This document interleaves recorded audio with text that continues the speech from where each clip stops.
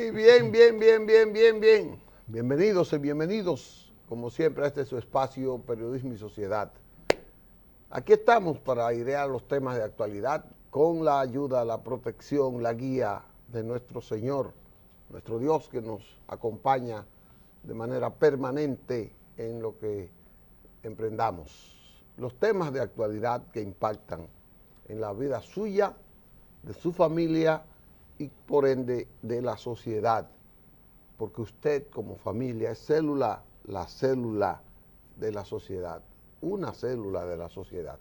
Por eso hay que proteger la familia, trabajarla, hay que comprenderla, repito, hay que armonizarla y crearla bien, sobre valores, para que usted no tenga muchas de las cosas que están pasando aquí hoy. Para todo el mundo, a través del Canal 6, de Claro, de Altiz, una red de cables en todo el país, RTV, RD Televisión en San Juan de la Maguana con Jimmy Duval y todas las plataformas digitales que nos elevan a el mundo. Con Gregorio Caimares. Buenos días. Buenos días, Andrés Matos. Una camisa muy fulgorosa en cuanto a destello de color. Me gusta ese mamey. ¿Te gusta? Sí. Tú eres aguilucho. Yo soy el aguilucho.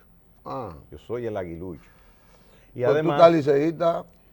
Bueno, eso es que el azul es mi color preferido, paradójicamente. A propósito. Déjame ver si tiene una foto de Tomás Troncoso. Gregory. Sí. Gregory no es un liceísta que ha fallecido. Es un ícono del deporte. Pero me dicen que él, su simpatía era por el escogido, y No, que trabajó muchos años para el Licey. Él trabajó casi toda su vida para el Licey. Pero era escogidista, es lo que, sí. Es lo que tengo entendido. Bueno, el Licey asume que murió un ícono no solo del Licey, sino del deporte nacional. Yo pienso que el país. El país, Tomás Troncoso Cuesta, hijo de doña Estela. Doña Estela era esa estelar actriz del show de mediodía del teatro dominicano, y hermano de don Chiquito Troncoso también. Pero Tomás fue un ejemplo a seguir por miles de periodistas, de cronistas deportivos, de fanáticos, de peloteros, con esa vehemencia, esa profundidad de sus análisis, esa capacidad que tenía para describir al jugador, la jugada, al equipo y al evento como tal. No solo aquí, sino en grandes ligas. Tomás duró más de 50 años trabajando la crónica deportiva de una manera impecable, con su vehemencia, su simpatía, su entrega al equipo al que él le servía, inclusive al equipo con el que él simpatizaba. Todo el mundo sabe que en grandes ligas él fue un cardenal, él fue un patirrojo, él fue un seguidor de ese equipo extraordinario que son los Cardenales de San Luis, del equipo de Julián Javier y de otros grandes jugadores que a él le han apasionado. Sí, pasa su alma, un grande del deporte dominicano, verdaderamente. Lo van a exponer hoy al mediodía. Ah, no lo sabía, ¿no? Sí, en la funeraria Blandino. Yo tuve una experiencia bonita con Tomás, porque yo incursioné en la crónica deportiva por el 86, por ahí. Y duré unos 4 o 5 años en la crónica deportiva. Y a mí me tocó la suerte, porque fue una suerte, de continuar. Tomás tenía un programa que se llamaba Los Deportes en Marcha. Lo hacía en muchas emisoras, pero cuando me tocó, él lo hacía en H&Z, en el edificio Copelo, en El Conde. Y a mí me tocó iniciarme en un programa deportivo de mi propiedad después de Tomás. Qué osadía. Bueno, pero qué suerte. Bueno. Tomás me dejaba ese público, ese play lleno de fanáticos y yo me aprovechaba de eso. Ese es el programa que él tenía junto a González Tirado. Exacto, pero él tenía el programa de González Tirado en la mañana. A las 7. Él tenía la versión. A las 7 me parece. Sí, ahí se daban los deportes. No, yo no creo, yo creo que el de que él tenía con González Tirado era otro. ¿Al mediodía? Era en la mañana, Ya. pero no se llamaban los deportes en marcha. Ya. Voy a buscar cómo se llamaba el programa, lo voy a buscar. Tremenda participación en todos los deportes. Dominaba la narrativa, analizaba el deporte que trataba, no solamente lo narraba, sino que lo analizaba. Yo recuerdo cuando él tenía el mundo maravilloso de los deportes, los domingos a las 8 de la noche. En Mundo Marlboro. Sí. Y verdaderamente era un manjar disfrutar esas narrativas. Y también las carreras de Fórmula 1 que él narraba, el dominio que tenía. Pasa el alma. Era un cronista completo. Completo, preparado. Completo. Preparado sin internet, sin Google. Sí, porque en ese tiempo no había internet. Él formó parte de la primera transmisión de béisbol de Grandes Ligas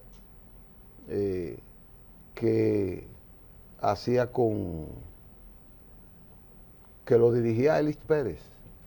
Ya. Y ahí estaba Freddy Mondesi, Billy Berroa y otros cronistas deportivos. Trabajó con Félix Acosta Núñez, etcétera. Ahí dice, los deportes en marcha dice que se iniciaron en 1963. Ahí dice. Pero pasa su alma. Y Bien. sus familiares.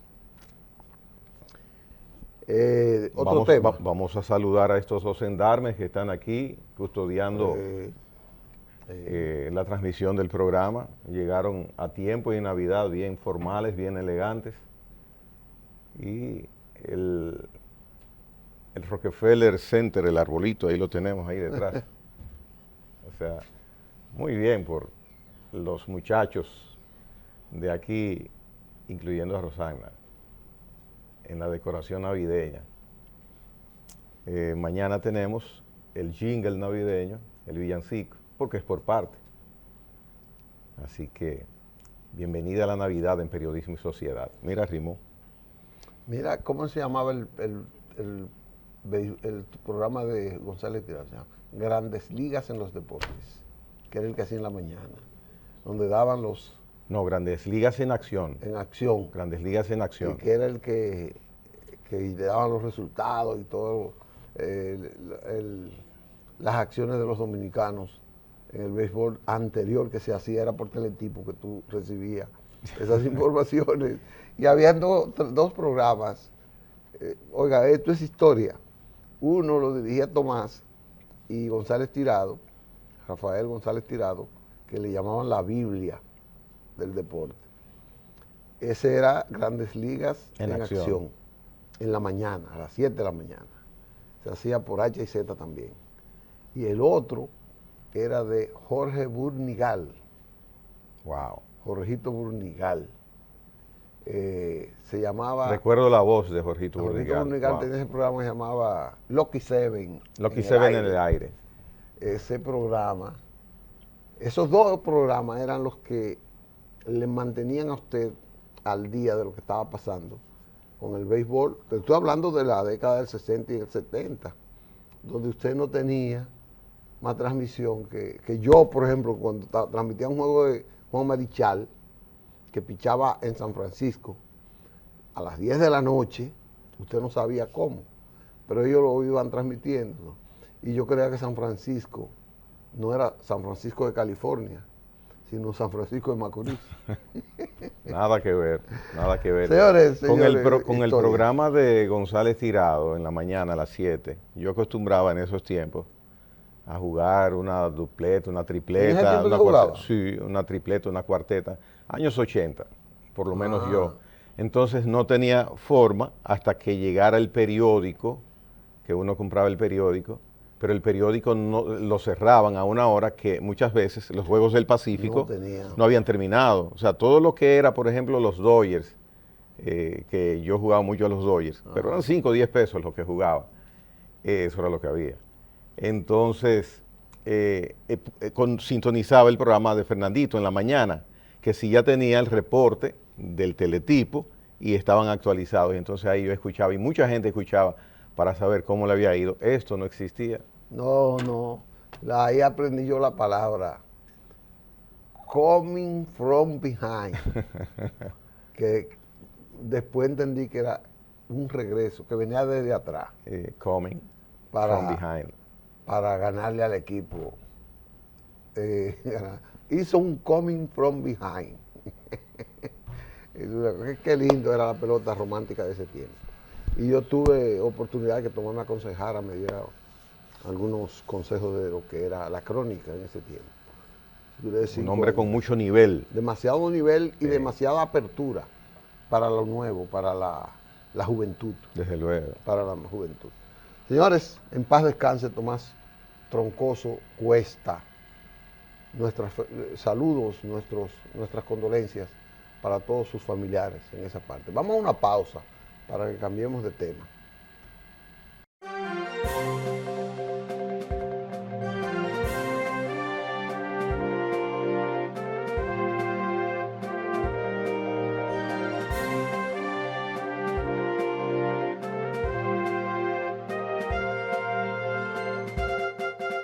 Bien, continuamos con el desarrollo de periodismo y sociedad. El tema que está copando la atención pública es el caso que ya está siendo traducido a la justicia en espera de conocerse medidas de coerción, y es el caso denominado 5G, Coral 5G. Es una segunda parte del caso Coral, que inició con la detención de varios militares superiores y también civiles que están guardando prisión preventiva. El conocimiento de las medidas preventivas, las medidas de coerción que ha solicitado el Ministerio Público, será pasado mañana jueves. Estaba previsto que el domingo, antes de ayer, el tribunal encargado pues conociera este proceso en la parte de evaluar si procede prisión preventiva como ha solicitado el Ministerio Público o no. Pero fue pospuesta esta decisión para conocerse pasado mañana jueves. Se ve que este expediente, por lo menos en volumen de preparación, es más amplio que el original Coral. 15,000 páginas es la constitución de este expediente. Si tú tomas 15,000 páginas acusatorias para un grupo determinado de personas en las que hay militares, también civiles, inclusive con la novedad de que en este caso hay funcionarios bancarios de mediana categoría, pues se entiende que verdaderamente puede haber sustancia, porque si no, entonces, ¿cuál es el contenido? ¿Cuál es la veracidad y la certeza y la evidencia de ese contenido? Entonces, un expediente tan voluminoso, pues amerita una atención especial. Lo que se ha conocido hasta ahora, que se ha conocido por vía de medios de comunicación, es una, no sé si estrategia o una decisión que anteriormente no se conocía, de facilitar a comunicadores, a periodistas, expedientes que están iniciando su conocimiento en el proceso judicial. Entonces, lo que hemos visto hasta ahora son acusaciones muy concretas y precisas, con pruebas evidentes, por lo menos lo que se ve, que si es así, pues evidentemente que habrá una decisión posiblemente en contra de las personas imputadas. Claro, en justicia hay que probar los elementos que presenta una de las partes contra otra. Sin embargo, vemos situaciones detalladas que datan de muchos años de continuidad, como ventas ficticias. Sin embargo, había cobros precisos, concretos, depositados en cuentas de compañías establecidas y determinadas quiénes eran sus gestores. Entonces esto ha de ser explicado por las personas que hoy son acusadas de estos hechos.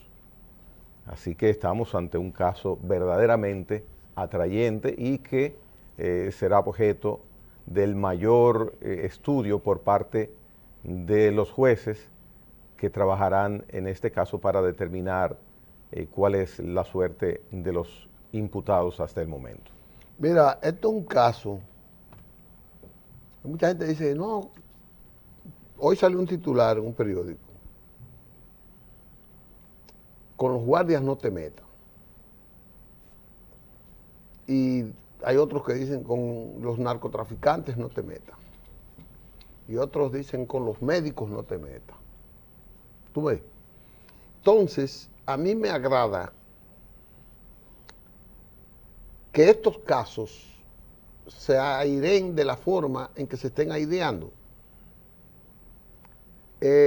Hay mucha gente que está reclamando en defensa de los imputados que se respete el debido proceso, y todos estamos contestes en que debe respetarse el debido proceso. Pero el hecho de que se respete el debido proceso no quiere decir que haya que meterse con los guardias, con los policías y con todos. Yo pienso que la sociedad está ganando con estos eventos. O sea, yo creo que esta acción va a dejar un límite de un antes y un después. Es una raya como de Pizarro en el comportamiento de distintos sectores del país y sobre todo, en este caso, de las Fuerzas Armadas. Ayer me decía un coronel, esto va a poner nervioso a mucha gente porque tú no puedes desligar casi ningún alto oficial de ningún acto de lo que se le está imputando a esa gente. Oye, entonces, ¿cómo es el proceder? ¿En base a ilegalidades?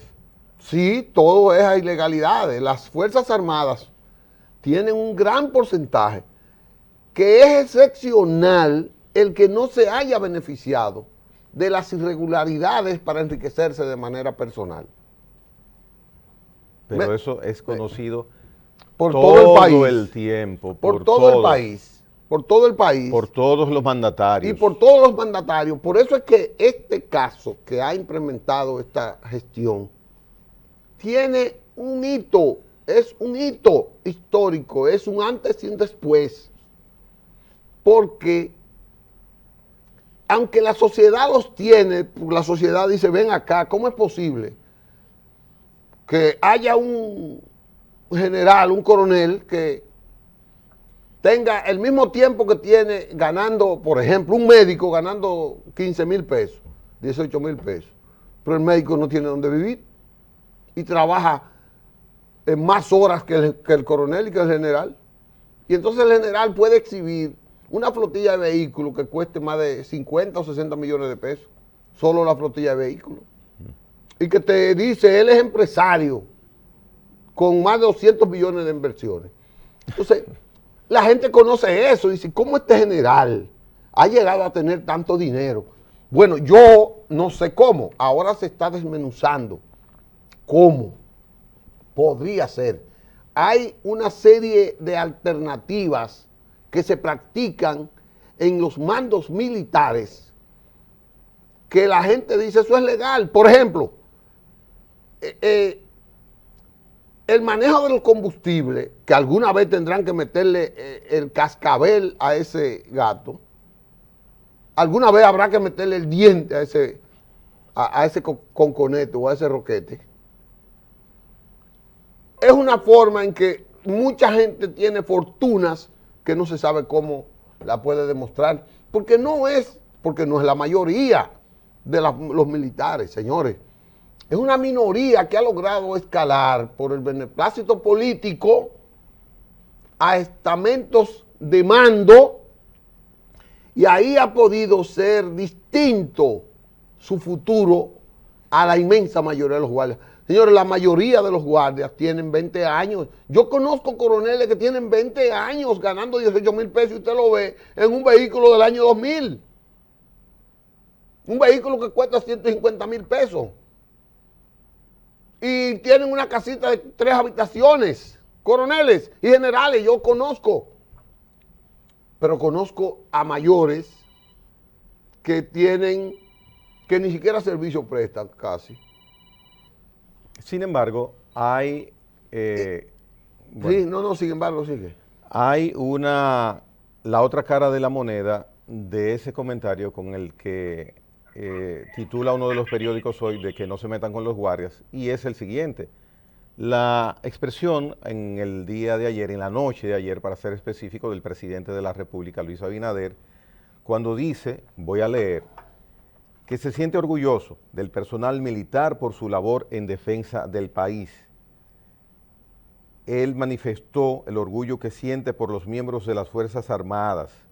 El pueblo dominicano debe sentirse orgulloso de las Fuerzas Armadas, el Ejército Nacional, la Armada, la Fuerza Aérea y los cuerpos especializados que están cumpliendo una labor al servicio del país.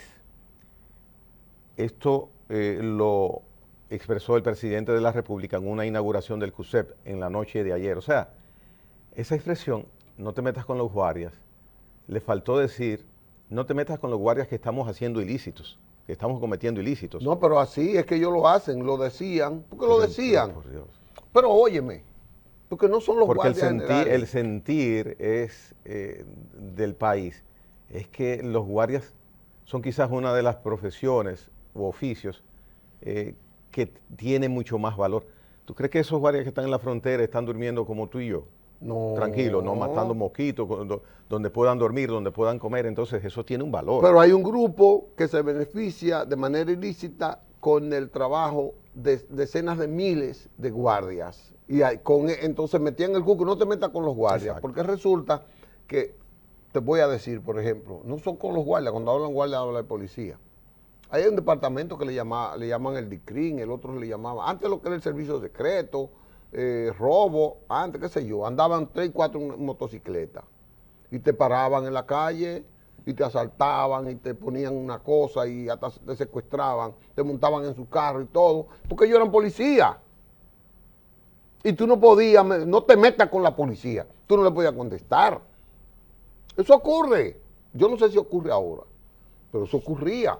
Entonces, lo que está pasando ahora, lo que tienen esos generales que demostrar es, ¿cómo es posible, por ejemplo, que tú tengas una muchachita de 18 años firmándote expedientes de millones y millones de pesos y esa muchachita tenga que coger concho para ir a su trabajo?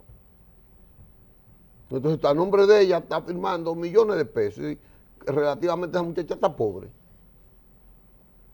Tú no le puedes consentir a una muchacha de 18 años que le digan ese entramado de Coral 5, que son muchos Coral 5, muchos que deben haber.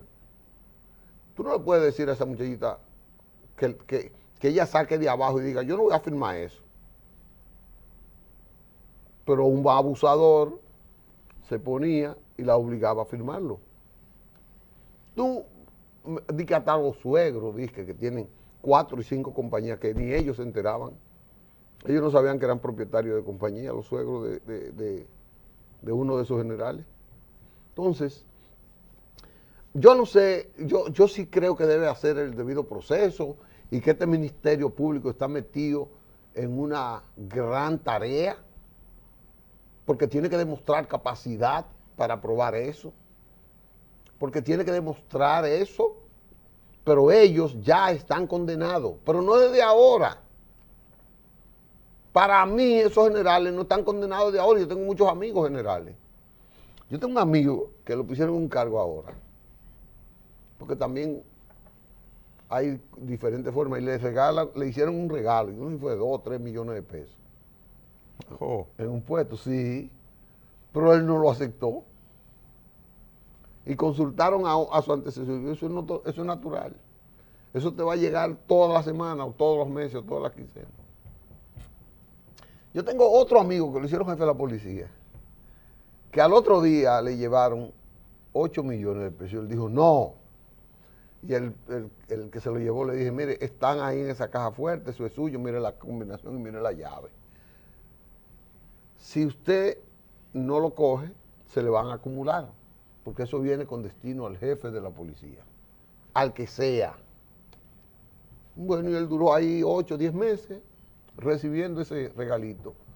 Un día 8, otro 5, 3, 8 días 15, otro, depende. Ahora, él se preguntó de dónde venía ese dinero nunca. El jefe de la policía preguntó alguna vez, ¿y de dónde tú me traes ese dinero? Yo no sé si lo preguntó. Pero él tuvo la cortesía de decirme, mira lo que me regalan. Entonces yo le estaba regalando un whisky un día porque me soltó un preso. Y me dijo, no, no, yo no cojo, yo no bebo whisky. Y no acepto regalos. Líquidos. Líquidos. Señores, entonces yo felicito la gestión actual. Porque, y felicito al presidente de la República que ayer esa visita al CUSET tiene la intención, la veo yo, desde el punto de vista de estimular y de que él sabe que estas acciones, si se profundizan, pueden hacer metástasis. Y que él sabe que él tiene que tener esas Fuerzas Armadas tranquilas. Él tiene que decirle a esas Fuerzas Armadas, ustedes pueden seguir siendo dignas, van a ganar un mejor salario, van a tener mejores condiciones de vida, ustedes pueden hacer una carrera profesional sin tener que hacerlo mal hecho. Y corregir los descontroles que evidencian estas operaciones, porque esas evidencias son claras. Pero ¿cómo es posible que un presidente de la República ande con este equipo de Coral y no se da cuenta que ese equipo está multimillonario? Ahora, ese equipo quizás lo engañaba al presidente y nunca, porque en la jefa de seguridad los presidentes tienen un anillo, 2 anillos, 3 anillos. Pero tienen también gente que investiga, que se va adelante cuando va a ver qué pasa. Entonces parece que aquí no funcionaba la parte que investigaba a los que tenían que investigar, porque se da así, o que investigaba a los que tenían que cuidar al presidente, para decirle al presidente, mire, fulano se reunió con fulano, y fulano es un narcotraficante, o fulano está haciendo esto mal hecho, fulano tiene una empresa que no tenía, para que el presidente viera que a su alrededor había actos de corrupción. Pero parece que al presidente Danilo nadie le dijo eso. Tú sabes que esta mañana,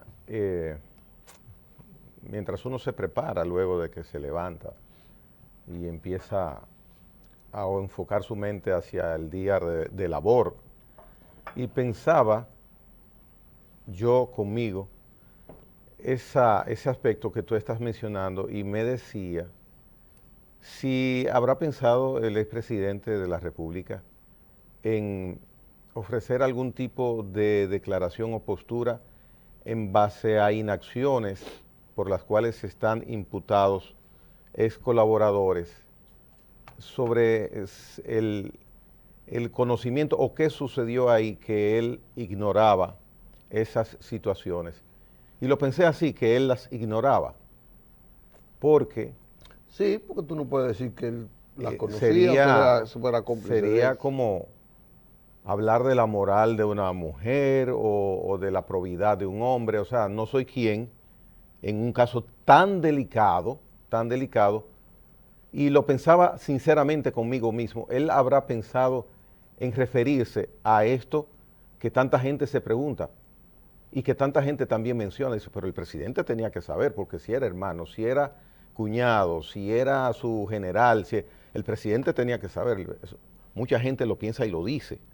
Entonces, yo me pregunto ahora públicamente, como lo hice esta mañana conmigo mismo, ¿habrá pensado él en hablar sobre esto?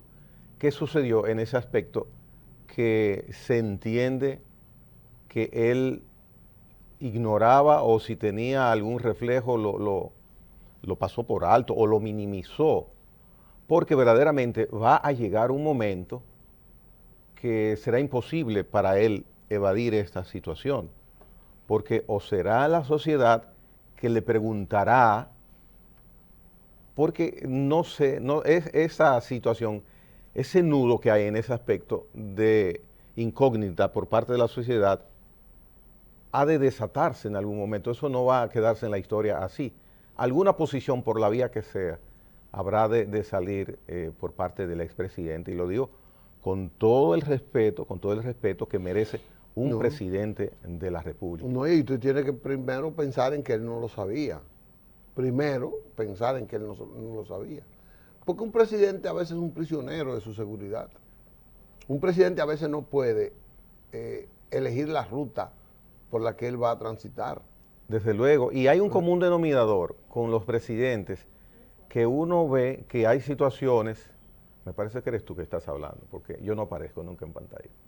Ah, sí, eso que está, no hay ahora. Sí. Aparecí, qué bueno. Entonces, hay un común denominador, indicaba, en los presidentes, un común denominador, sí, que nosotros, los que siempre opinamos en la sociedad, que somos todos, no los que salimos solamente en televisión ni usamos medios de comunicación, sino el joven que es camarógrafo, la joven que es coordinadora, ellos piensan igual que uno. Ve acá, pero ¿y cómo el presidente no toma tal medida si eso? Y él sabe que, esa es la presunción que él sabe. Entonces, eso que tú mencionas puede tener sentido, que el aislamiento por el cúmulo de ocupaciones y de atenciones y detención que viven los presidentes, los haga a ellos delegar en sus allegados y que haya informaciones, aunque uno quizás piense que no es así, que no las manejan, que le pasan por el lado, por muchísimas razones, y puede suceder eso. Lo que pasa es que yo no he sido presidente, tú tampoco, pero es un común denominador que hay en los presidentes. Hoy día, con el presidente actual, hay situaciones que uno menciona, pero bueno, y es que el presidente no se da cuenta. Ayer decíamos, y el presidente no se da cuenta, en tiempos de Balaguer lo mismo, Guzmán, todos. Todos los presidentes. Entonces, habría que ver hasta dónde esas situaciones son concretamente como estoy mencionando que pudieran ser, porque verdaderamente todos han sido receptores o han vivido esa situación de que hay situaciones que le pasan por el lado y se entiende uno que debían saberlo, y quizás no es así. Mira, con esto vamos a terminar este segmento, porque nunca voy a dejar de mencionar una anécdota que me hizo la doctora Milagros Ortiz Bosch en el gobierno de su tío, el profesor Juan Bosch, que demostraba algo que es de analizar. En el gobierno de Bosch habían salido la estrategia la línea del gobierno de Bosch era la transparencia y la honradez, o sea, manejar con pulcritud los recursos públicos. Pero que resulta que el profesor Bosch colocó en su entorno a 2 o 3 funcionarios que parece que no tenían la misma intención que él. Y de pronto ellos comenzaron a utilizar el cargo para beneficio personal o grupal. Algunos, por ejemplo, cobraban para dar las citas con el presidente, pero el presidente no sabía. Era un interés nacional y quería ver al presidente y mire, fulano de tal quiere verlo para esto y esto, pero ya él le había cobrado. un peaje se llama otro, el presidente tenía que tomar medidas para los precios, por ejemplo, del azúcar. Entonces él tenía interés con un grupo exportador de azúcar de que el país no variara los aranceles que tenían que pagarse por la venta del azúcar en el mercado mundial, que variaba mucho. Entonces ese se encargaba de ocultarle al presidente por 1, 2, 3 días la variación de los precios y no se lo llegaba. Bueno, pues un grupo del gabinete, una parte importante del gabinete del profesor Bosch, según me contó doña Milagros, se rebeló, se amotinó y le iba a presentar la renuncia colectiva al presidente. A alguien de ese grupo de amotinados le nació la idea de buscar un bajadero y decirle al presidente, pero él tenía temor de si le decían al presidente que uno de su confianza, de sus asistentes personales, estaba manipulando y estaba haciendo actos de corrupción al lado del presidente y no sabían cuál era la reacción. Entonces ellos preferían renunciarle y quizás después denunciarlo. Entonces buscaron a doña Milagros, que no era funcionaria del gobierno, pero que tenía mucha ascendencia con el presidente, por ser su sobrina y una de sus sobrinas queridas, de sus jóvenes que mayor visión tenía de la política, que era doña Milagros en ese tiempo y todavía hoy.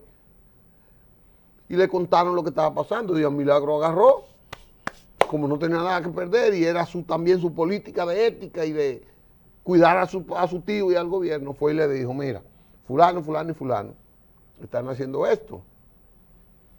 No temió, porque entonces el profesor Bosch le dijo, déjame investigar, e investigó.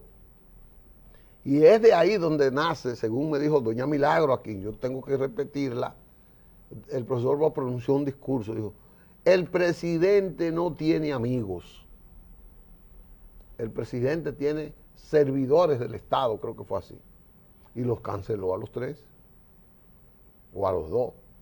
Entonces, ¿qué pasa? Hay mucha gente que no le dice la verdad a los presidentes porque su entorno está contaminado y no sabe si ese entorno lo va a mandar a matar. ¿Cuál es la salida? La salida es un presidente abierto que permita que un ciudadano común que no está contaminado vaya y le pueda decir, señor presidente, creo que esto no está bien, y que el presidente lo escuche. Pero siempre hay gente que no escucha, un funcionario que no escucha, un funcionario que no le importa la opinión pública. Ese funcionario nunca se va a enterar de nada malo que está haciendo su colaborador, igual al presidente. Entonces eso es lo que pasa en los gobiernos transparentes, abiertos, que tienen que demostrarlo de una manera horizontal en esa parte. Vamos a una pausa para volver con otro tema más. Pueril.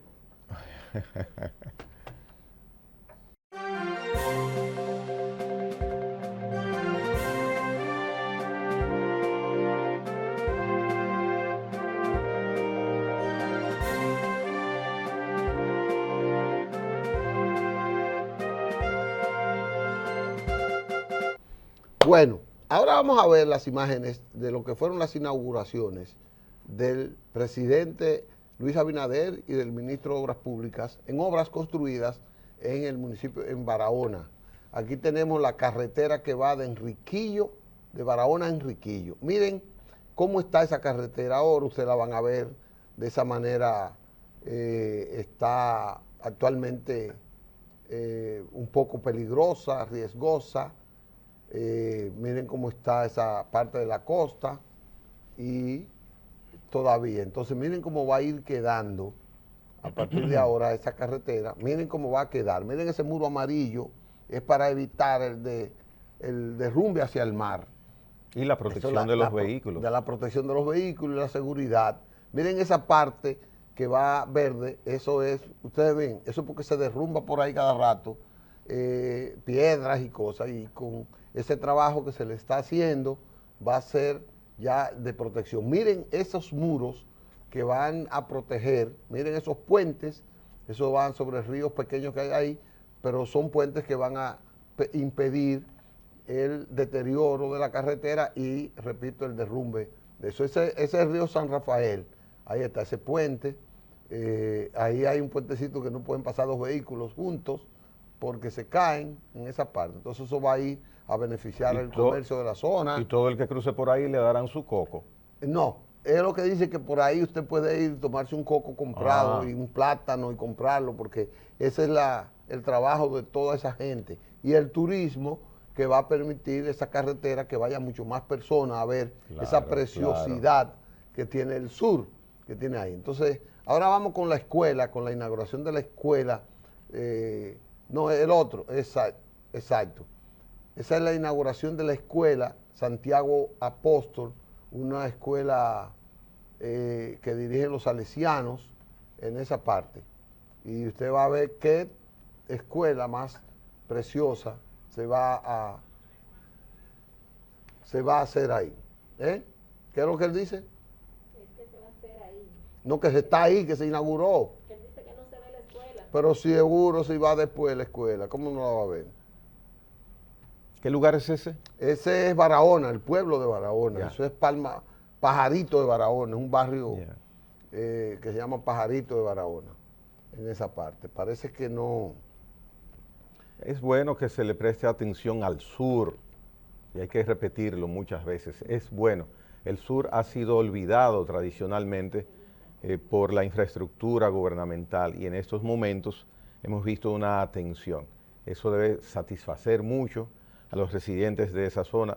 Normalmente yo no voy al sur, pero me satisface porque pienso en ellos y en lo feliz que deben sentirse. Además, que crea plazas de trabajo, dinamiza el negocio y el comercio en todos los sentidos. El sur es positivo. bellísimo. Claro que Sobre sí. todo el sur, que tiene que ver con todas esas montañas y con esas riberas, con esas playas, con esa degustación, esa cocina que hay en todo el sur, de mucho marisco, de mucha fruta, de muchos Hay víveres. mucho marisco en el sur, mucho. Y entonces esa parte tú la puedes ver en eso ahí. Parece que no pudieron encontrar el video de la escuela. Pero la escuela está ahí. La escuela está ahí y se la vamos a enseñar, aunque no lo ve. Pues pon el del robo entonces ahora para terminar con esto. Esto es un atraco que hicieron, mira esto. Las Ajá. cámaras como detectan este atraco. Hay una señora tomando café. Esa es la dueña. ¿Eso es en una casa o un negocio? Eso es un negocio. Ya. Entonces el tipo entra ensacado, va a comprar, pero le saca su pistola, se sienta y le dice, no, mira, esto es un atraco, echa para allá y dame lo que tiene. Mira, saca su pistola, ella no bota su café, porque por su café ella se levantó temprano y le da la llave, le da todo ahí, porque evidentemente tiene que ver eso. Eso ocurre en plena luz del día, a plena luz del día. Mira, llama a la otra, esa otra muchacha ahí que está cuidando la Wow. tienda, son las, mira cómo va, él saca lo que tiene, porque eso lo dejó él allá en la noche, Wow. guardado, y estas muchachas llegaron de intrusa, mira, él le está dando la cartera, estas muchachas llegaron de intrusa a cuidarle lo que él tenía ahí, entonces él lo saca y se va ahí. Frustrante para Cuidado, para ellos. mira cómo él da la espalda sin saber que nadie puede estar ahí, él sabe, está seguro, mira cómo se para y la amenaza. Entonces va y le cierra la puerta para que ellas no puedan salir y le dice, cuidado si ustedes salen. Esto ocurrió así. Toxicro, ven a ver. Usted lo vio así. Esto pasó en la calle Tomás Izquierdo, en el barrio Simón Bolívar, a menos de 25 metros de la policía. Óyeme, eso queda de donde nosotros estamos a una distancia menor que cuando vayamos a salir a la calle, de un cuartel de la policía, Gregory. Yo me quedé estupefacto cuando me dijeron, asaltaron la tienda de fulana de tal. ¿Cómo? Penoso. A 2 casas de la policía. Nos vemos, señores. Nos veremos Muy penoso. mañana en otro programa. Mañana tenemos un invitado con nosotros que vamos a discutir otras cosas. Ojalá no llueva ni venga un ciclón mañana. Vamos a hablar cosas de Congreso Nacional, Ah. vamos a hablar cosas de política y vamos a hablar de cosas buenas. Nos veremos si Dios quiere.